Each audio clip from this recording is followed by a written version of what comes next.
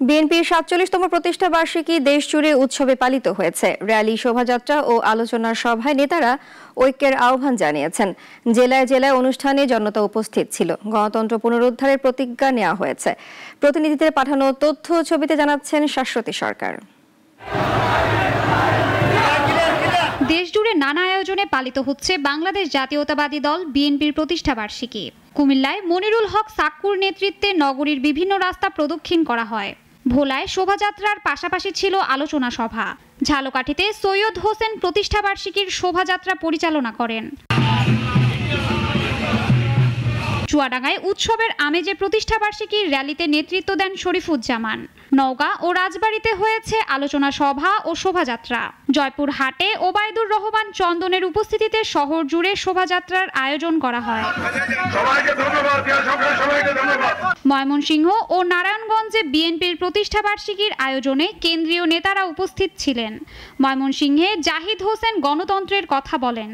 নারায়ণগঞ্জে সাখাওয়াত হোসেন শোভাযাত্রার নেতৃত্ব দেন। আশা করি নারায়ণগঞ্জের মানুষ বিএনপির পতাকা তলে ঐক্যবদ্ধ।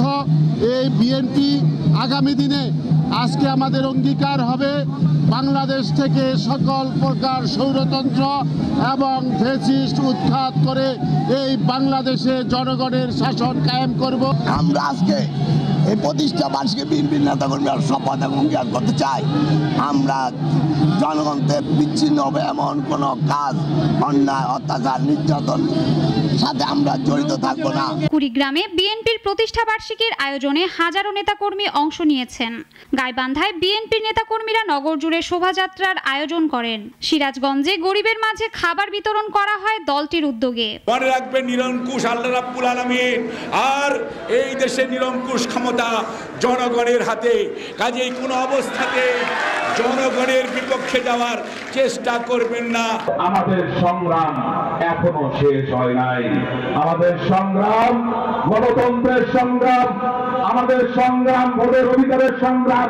হবিগঞ্জে বিএনপি র্যালিতে নেতৃত্ব দেন সাখাওয়াত হাসান জীবন। কিশোরগঞ্জের আয়োজনে আব্দুর রহিম মোল্লার নেতৃত্বে নির্বাচন প্রস্তুতির কথা বলা হয়। ঝিনাইদহ ও ঠাকুরগাঁওতে গণতন্ত্র পুনরুদ্ধারের আহ্বান জানান দলটির নেতাকর্মীরা। শাশ্বতী সরকার, নাগরিক।